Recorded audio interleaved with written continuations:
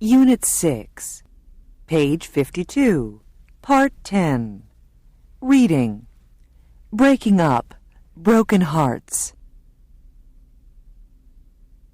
A good relationship is built on honesty, trust, and mutual respect. Some relationships can last a very long time. Other relationships can go downhill fast or so slowly you don't realize how bad they have gotten. Now, when do you know it's time to break up? The following is a checklist to help you determine when it's time to move on. Just one warning sign is enough reason to break up. You shouldn't put up with an abusive partner. There is never an acceptable excuse for a partner to hurt you with words or actions. You don't have to tolerate any verbal or physical abuse. You should not accept common excuses like, "I just had a bad day at work. I'm under a lot of stress. I'm really sorry. I promise I won't do it again." You should think carefully before giving a person a second chance.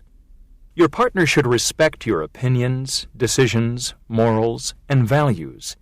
He or she should support you and encourage you to reach your goals and dreams.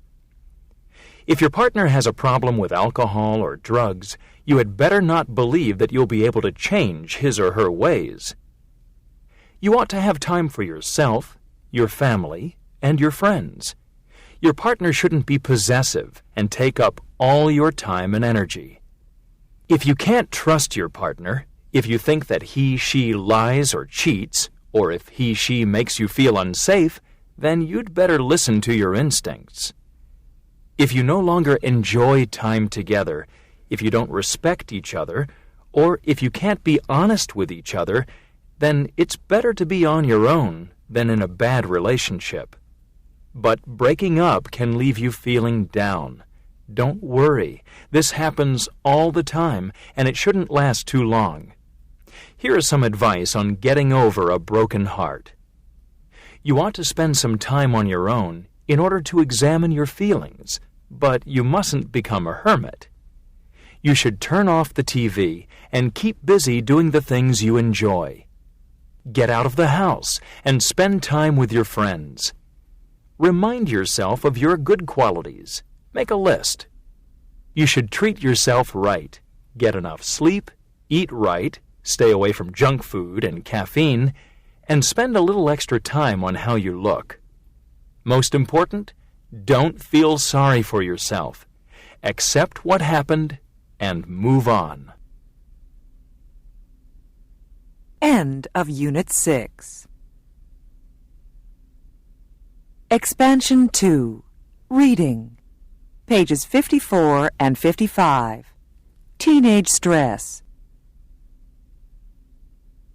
Definition. Stress. The mental and physical strain or the nonspecific response of the body to any demand made upon it. Stress is a chemical reaction that takes place inside the body when there is a basic need to adapt to or resist changing internal or external influences. It is a response meant to return the body and mind to a state of equilibrium and balance. The causes of stress. Although adolescence is often viewed by parents as a carefree period of life, some studies show that teenagers experience the most stress of all people.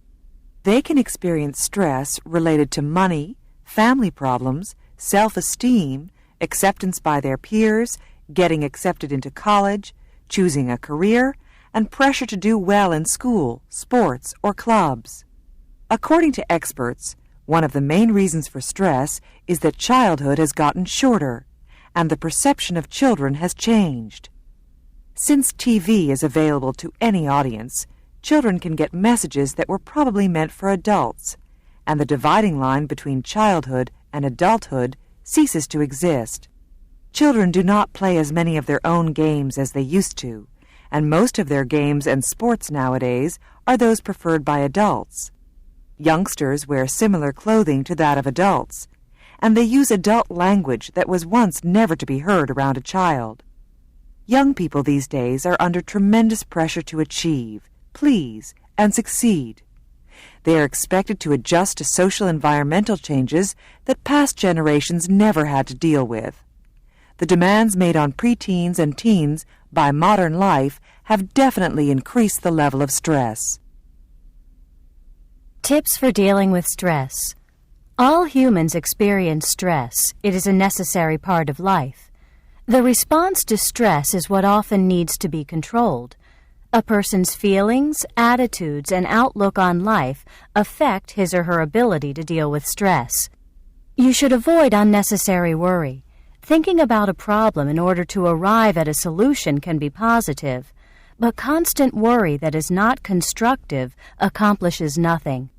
It usually just makes situations more stressful. Become better organized. Plan activities a step at a time so that parts are accomplished. This gives you more self-esteem and more reasonable deadlines. You should be aware of the symptoms of stress. Some symptoms are moodiness, insomnia or other sleeping disorders, lowered body resistance to colds, flu, or other diseases, preoccupation with negative, angry thoughts or feelings, unusual behavior patterns, and loss of appetite or eating disorders such as anorexia or bulimia. When you know you have a problem with stress, try to solve it one step at a time. Part of the problem could be trying to do too much at once. You should take it in easy stages. Conclusion. Stress doesn't need to be negative. Some doctors say that you should laugh and smile more frequently.